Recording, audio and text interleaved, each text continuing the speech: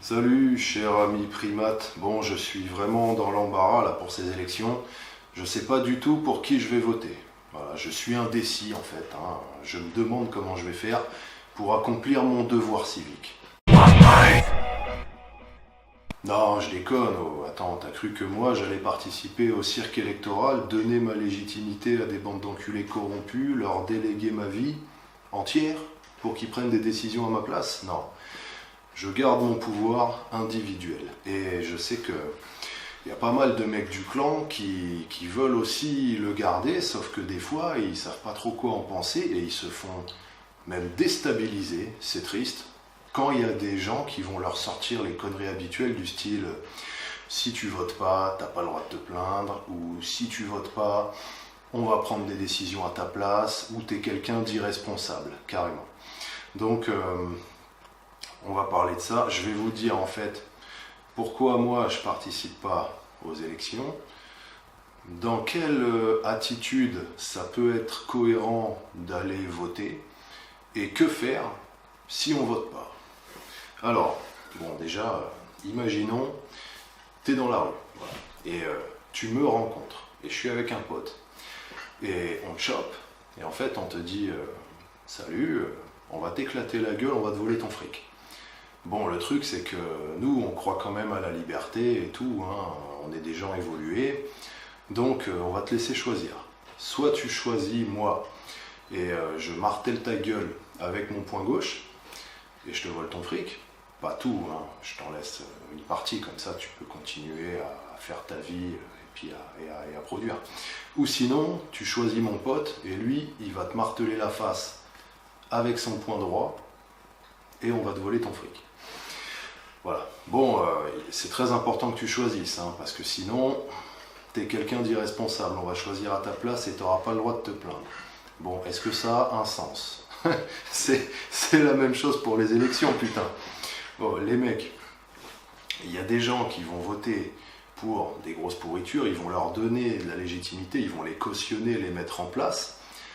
Et pendant que ces mecs sont au bureau de vote, donc qui donnent leur soutien à tous ces mecs-là, qui vont justifier la création d'institutions, qui vont voler les gens, les exproprier, les foutre à la porte de chez eux, ou aller balancer des bombes sur la gueule des Syriens ou je sais pas qui, toi, t'es tranquillement chez toi, et tu fais tes trucs. Et les mecs vont dire que toi, t'es responsable de tout ça. Parce que t'as pas voté. Ça déchire quand même. Voilà, évidemment, ça a aucun sens de dire, vu que t'as pas choisi quel brute allait te massacrer, du coup t'as pas le droit de te plaindre. Enfin, ce serait bizarre comme truc, hein. Y a des exemples réels qui sont assez marrants aussi. Il y avait une famille qui avait voté pour Obama, et quand le mec a mis en place Obamacare, ils sont allés se lamenter dans la presse, ils ont pleurniché pour raconter leur situation, comme quoi on leur avait imposé le Obamacare, et du coup ça leur coûtait 3 fois plus cher leur assurance santé. Et les mecs donc racontaient ça, enfin c'est à mourir de rire. Les mecs ils ont voté pour le gars, ils l'ont mis en place, ils l'ont cautionné, et maintenant ils viennent chialer quand il prend des mesures. Un autre exemple avec Trump, celui-là il est marrant aussi, c'est une mamie qui avait voté pour Trump.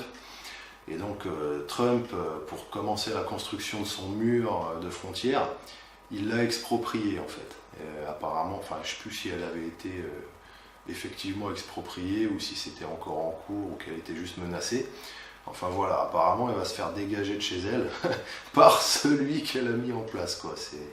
C'est délire. Bon, alors, ok, il y a des fois on peut se demander, non mais ça peut être intéressant de voter quand même, c'est le moindre mal, ok. En attendant, tu cautionnes quand même le mal. Concernant cette histoire d'irresponsable aussi, on va dire aux gens qui veulent prendre le contrôle total de leur vie qu'ils sont irresponsables, alors que les gens qui veulent la déléguer intégralement à des politiciens, eux par contre ils seraient responsables. Et voilà, ils sont responsables de tout, les mecs, tellement responsables qu'ils veulent même pas prendre les décisions sur leur vie eux-mêmes. Voilà, c'est étrange comme raisonnement. Bon, donc non, vous en faites pas les gars. Si vous refusez de participer aux élections, au contraire, vous êtes responsable, vous voulez avoir le contrôle sur vous, donc c'est très bien. Et si tu votes, tu n'as pas le droit de te plaindre. C'est ceux qui votent hein, qui n'ont pas le droit de se plaindre. Ça, c'était un quote célèbre de mon comique favori, Georges Carlin. C'était pas Dieudo, hein. Eh oui, non, Dieudo il est en deuxième. Donc ouais, Georges Carlin avait ce quote hein, qui est assez connu dans un de ses spectacles. Il disait si tu votes, t'as pas le droit de te plaindre. Il faisait tout un sketch là-dessus il est bien d'ailleurs. Et donc niveau responsabilité, non, si tu gardes ta responsabilité, ton pouvoir individuel, bah c'est là justement où on peut le moins te reprocher d'être irresponsable. Alors que ceux qui vont mettre des Hollande en place, qui vont voter pour lui, bon voilà, il y a de quoi rigoler quand même. Et franchement, je vais le regretter Hollande. Ah, il était bien. Putain, il représentait bien le français moyen, je trouve. Il représentait bien la servilité et l'esclavage français, quoi, la soumission du français. Non mais c'est dommage qu'il soit parti, quoi. Putain, franchement, Hollande, les mecs comme moi, il les aura bien fait rire. Alors après, on peut dire aussi, ouais, si tu vas voter, ça reste bénéfique parce que tu choisis le moindre mal. Effectivement, hein, on va te proposer 2 grosses merdes, tu vas choisir la moins dégueulasse et voilà, tu auras été bénéfique à la société, t'auras permis de mettre à sa tête la moins pire des deux. Bon, le truc c'est qu'en attendant, tu cautionnes quand même le mal en votant pour le moindre mal. Donc c'est quand même quelque chose, hein. Là, il y a quand même une responsabilité. Hein. Si on prend en ce terme-là la responsabilité, la notion de responsabilité, ben, ouais, c'est sûr qu'en allant voter, ouais, tu es responsable de beaucoup de saloperies, en fait. Donc, il faut faire attention à ça. Alors, en ayant conscience de tout ça, bon, là où on peut choisir de façon rationnelle et cohérente d'aller voter, c'est en ayant conscience de ça, qu'on va donner son pouvoir, on va donner sa légitimité à quelqu'un, et du coup, il faut que ça vaille vraiment le coup en face. Donc, il y a intérêt à ce qu'il y ait une grosse différence entre les 2 candidats déjà. Il y a intérêt à ce que ça fasse une étape. Donc, étape, les changements dans la société, ils se font par étapes toujours. Hein. Quand il y a une évolution, à chaque fois, c'est par petites étapes. Et ces étapes, on peut éventuellement se dire que des fois, ça passe par le candidat qui va être élu. Moi, c'est pas ce que je pense, hein, puisque les candidats sont juste des réflexions de ce que veulent les gens. Les gens, s'ils se font enculer, on va dire le peuple, hein, pour parler vulgairement, parce que c'est le terme qui est souvent utilisé, le peuple, la population, elle se fait enculer, c'est pas par des aliens qui ont débarqué de je sais pas quelle galaxie, hein, c'est par des gens comme eux qui en sont issus, hein. C'est juste une réflexion. Hein. Les candidats, les politiciens, c'est des entités qui représentent la mentalité globale du peuple. Hein. Donc bon, les mecs ils s'auto-enculent en fait. Hein. Donc après, que ce soit un candidat ou l'autre, de toute façon il va appliquer les mesures et la volonté de la grande partie de la population. Donc pour moi, peu importe le candidat. Maintenant, admettons, il y aurait 2 candidats. Admettons, il y a un mec comme Nigel Farage ou Ron Paul. Voilà. Donc, Ron Paul, si tu connais pas, c'est le candidat, voilà, c'est un libertarien, voilà, un peu minarchiste, on va dire.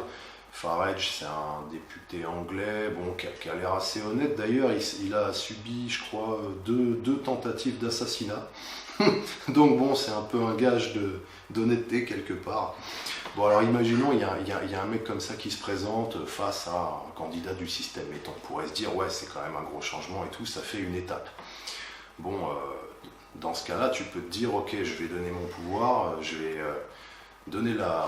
prendre la responsabilité de cautionner peut-être un mec qui va faire de la saloperie, qui va être peut-être à un moment corrompu ou quoi. Maintenant, je pense que ce sera quand même mieux.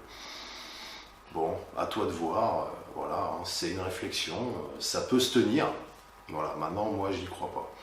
Surtout que, ce qu'il faut savoir, c'est que pourquoi est-ce que tous les candidats se ressemblent? Bon, parce que bien sûr, ils représentent la société, et pour avoir ces 51% de voix, enfin ces 50 plus % de voix pour pouvoir être élu, ben, ils doivent un peu s'aligner, quoi. C'est pas comme si tu avais un business, tu lances ton business, tu veux lancer un produit, tu vas te dire, bah tiens, je vais prendre telle niche, il n'y a pas beaucoup de monde dessus, il y aura très peu de clients, Et c'est très peu concurrentiel, et puis c'est une niche où les gens dépensent beaucoup d'argent quand même, donc ça va le faire. Le business est quand même viable, je peux me lancer là-dessus. T'es pas obligé d'aller sur un mass market et de vendre du PQ et de faire des pubs à la télé pour, pour faire de la compétition sur un business purement d'opposition quoi, aux autres. Bon, en politique, t'es sur un mass market, t'es obligé. Un mec, une voix, tout le monde a le même pouvoir de voix, donc pour passer, il faut plaire au plus grand nombre. Donc graduellement, soit tu es un gros parti direct, et puis tu vas proposer des choses qui sont similaires à tout le monde pour pouvoir te placer, on va dire, sur le tronc commun de gens qui correspondent à la mentalité ambiante. De toute façon, les gens, c'est des moutons, hein, tu vois bien, et sur le fond, ils pensent tous un peu pareil. Hein, il n'y a pas des réflexions très évoluées pour la plupart des gens. Hein. Voilà, même si ça a tendance à changer de plus en plus, maintenant qu'il y a l'info qui circule, bon, ça reste quand même mainstream, on va dire. Donc, si tu veux être élu, il faut faire du mainstream. Et donc, soit tu es un gros parti, soit tu es un petit parti, tu vas faire 3%, et puis, c'est pour ça que tous les partis ont tendance à se ressembler tous. C'est que soit ils restent à 1%, soit ils doivent s'adapter pour gratter des voix, et puis après, ça se fait par étapes. Hein. Graduellement, ils s'aseptisent, et puis quand ils sont complètement aseptisés, ça devient des gros partis qui ne font que s'affronter sur des questions secondaires ou alors sur des détails secondaires de questions primordiales. Mettons l'économie, il n'y a personne qui va proposer des réformes complètes du système économique, du système collectiviste qu'il y a en France, et tout quoi. Ça va être plutôt, il y a Gilbert, il propose de voler 50% des revenus des gens en taxes, alors que l'autre, il propose d'en voler 60%. Voilà, en général, ça se base sur ça. Hein. Bon, rien de plus. Donc, pas évident. Enfin, en général, même de vouloir faire un changement par étapes, par les élections, ça a peu d'influence aussi. Voilà. Même si le raisonnement à la base, il peut être valable. Donc le point de réflexion, c'est ça. Est-ce que tu vas lâcher ton pouvoir et cautionner le mal pour éventuellement franchir une hypothétique étape d'évolution entre des questions secondaires? Voilà. Bon, tout ça est très collectiviste en plus. Hein. Je veux dire, les élections, c'est la majorité qui impose sa volonté aux non-votants et à ceux qui ont perdu. Bon, c'est quand même un truc de sacré enculé, hein. C'est très collectiviste. Hein. Bon, en même temps, c'est comme ça, hein. C'est le système, c'est la France, c'est le contrat social. Voilà, le contrat social, tu connais, c'est le truc de Rousseau. Comment dire, par exemple, ce contrat qu'on n'a jamais signé d'ailleurs. Hein. Enfin, moi, je m'en rappelle pas en tout cas. Imaginons, toi, tu habites à Brest et il y a un gars, il habite à Nice. Tu connais pas ce mec-là, hein. Tu sais même pas qu'il existe. Et en fait, ce mec-là, parce qu'il est né dans une certaine délimitation géographique contrôlée par un État, eh bien, imaginons qu'il se trouve une grosse. Voilà, c'est un mec moyen, standard, un mec tout à fait dans la norme, comme t'en vois plein tous les jours. Et il se trouve une grosse. Et bizarrement, lors d'un soir d'inconscience, il perd le contrôle de sa bite. Et là, il l'engrosse. Encore plus. Eh bien, le contrat social stipule que toi, tu es responsable de ça. Dans 9 mois, il va falloir que tu files du fric à ce mec-là. c'est génial. Hein. Bon, voilà. Bon, c'est encore un exemple de plus. Voilà pourquoi moi, je préfère garder mon pouvoir. Je ne participe pas à ça. Alors, que faire si vous rejetez les élections? Bon. De toute façon, avec ou sans vous, ça ne va rien changer. Il y aura une bande de prédateurs psychos qui vont prendre le contrôle de l'administration dans le but de vous soutirer un max de fric. Il n'y a aucune autre justification à ça. Hein. Souvent, beaucoup de gens, tu vas parler avec eux, ils vont t'expliquer que c'est normal de te menacer de mort et de te voler ton fric pour financer les trucs qu'ils aiment bien, ou que eux, ils trouvent ça normal parce qu'un jour ils ont été à l'hôpital, ils s'étaient coupé le doigt et ils étaient bien contents qu'on leur paye des soins gratuits aux frais de l'État et que donc c'est normal qu'on te nique. Bon, il n'y a rien qui justifie t'imposer des choses ou de voler ce qui t'appartient. Donc déjà, prendre conscience de ça. C'est un système qui a pour but de t'agresser et de te soutirer un max de fric. Souvent, c'est financier. Bon, dans certains cas, ça peut même aller plus loin. Il y a des affaires un peu notoires là-dessus. Donc déjà, considérez ça. Par exemple, tu reçois un exemple de l'attitude à avoir. Tu reçois une lettre du RSI, mettons. Les mecs te demandent de l'argent. Bon, c'est une lettre de menace en fait que tu reçois. Payez-nous tant, si vous refusez, on va se servir direct sur votre compte par voie d'huissier. S'il n'y a pas de sous sur votre compte, on va venir chez vous avec les flics, on défonce votre porte et on vous vole tout ce que vous avez. Et si vous déployez assez de compétences et d'énergie pour résister à ça, on va vous foutre en prison ou vous buter. Si vous résistez vraiment trop, on va vous tuer. Donc c'est vraiment une menace de mort. Voilà, ça, faut avoir conscience de ça. Donc après, il faut réagir en conséquence. Prends exemple Walking Dead. Il y a Negan qui a son groupe de violence et il veut faire de l'extorsion à tout le monde. Voilà. Extorsion, c'est le terme exact, en fait, que j'ai pas dit jusqu'à maintenant. Donc, quand tu as un mec comme Negan qui monte son groupe de combat pour aller, on va dire, établir sa domination sur les camps, il y a plusieurs clans. Alors, donc il y a celui de Rick, au début ils tentent l'affrontement, ils se font avoir, donc après ils sont obligés de se soumettre, le temps de se remettre, de refaire leur stratégie. Il y a un autre groupe, le groupe où tous les mecs ont été tués, là, eux ils se sont barrés, ils se sont enfuis carrément, et ils se cachent. C'est une tactique aussi. Voilà, il y a d'autres groupes qui essayent de moduler un peu le truc, quoi. Ils payent vaguement, et puis ils sont un peu dans la soumission en attendant de mieux. Chacun fait son truc, par contre tous savent que c'est des agressions et que c'est pas normal. Ils ont tous conscience de ça, et à la moindre occasion, ils vont se rebeller. Le deuxième truc, et là c'est un peu plus concret, apprenez à utiliser les vrais bulletins de vote, c'est-à-dire ceux-là. La plupart des gens savent même pas ce que c'est ça. Ils savent même pas ce que c'est qu'un deal, ils connaissent rien à l'économie, ils savent pas ce que c'est que de la thune. Sur l'avant-dernière vidéo que j'ai fait, il y a même des mecs qui me mettaient en com. Non, tu t'es trompé, 1 million de francs, ça fait pas 500 000 €, ça fait 150 000 machin. Oh, les mecs, ils connaissent même pas l'inflation. Mais putain, c'est pas étonnant que les banques arrivent encore à leur foutre leur bite dans le cul en 2017. Ils ignorent ce que c'est que l'inflation. L'inflation, c'est la plus lourde taxe et la plus fourbe, la plus cachée. C'est la taxe qui ruine le plus la classe moyenne. Et eux, ils connaissent même pas ça. Non mais bon, et c'est qu'un exemple. Et ils doivent tout ignorer, ils doivent même pas savoir ce que c'est qu'un deal, ce que c'est... Enfin voilà, ils connaissent rien, quoi. Comment tu veux faire, franchement? Les mecs, ils sont en train de jouer à un jeu très complexe et ils connaissent même pas les règles de base. C'est normal qu'ils se fassent massacrer. Donc, la plupart des Français sont comme ça, ils y connaissent rien. Donc, premier truc, renseignez-vous sur ça et apprenez à utiliser ces fort utiles bulletins de vote. Alors, comme pour mon exemple 1, commencez à se renseigner là-dessus, c'est pareil.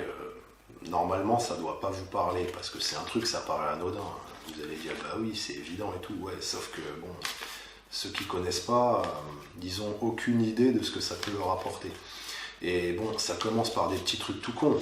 Évidemment, voilà, tu sais que si t'en as marre de te faire vendre des produits de merde par des shintoks sur eBay qui t'enculent tout le temps, premier truc, c'est d'arrêter de voter pour eux avec ton fric et d'aller plutôt ailleurs. C'est tout con, et ça commence déjà par là. Il y a plein de gens qui font même pas ça. Alors comment voulez-vous qu'ils fassent la suite? Donc en résumé, premier truc, considérez ce système étatique dont la plupart des adeptes ont souvent des propos qui relèvent de la secte, il faut bien le dire, comme une entité qui vous veut du mal, et traitez ça comme si c'était une agression de moi et mon pote qui venions pour vous marteler la gueule à coups de poing et vous voler vos ressources. Et deuxième truc, très important, apprenez à utiliser ces bulletins. Dès le moment où vous produisez de la valeur et que vous utilisez ça, vous jouez à un jeu très complexe. Si vous ne connaissez pas les règles, vous allez continuer à vous faire massacrer, et même 10 fois plus dans le futur, à des proportions que peut-être vous pouvez même pas imaginer. C'est tout, pas plus.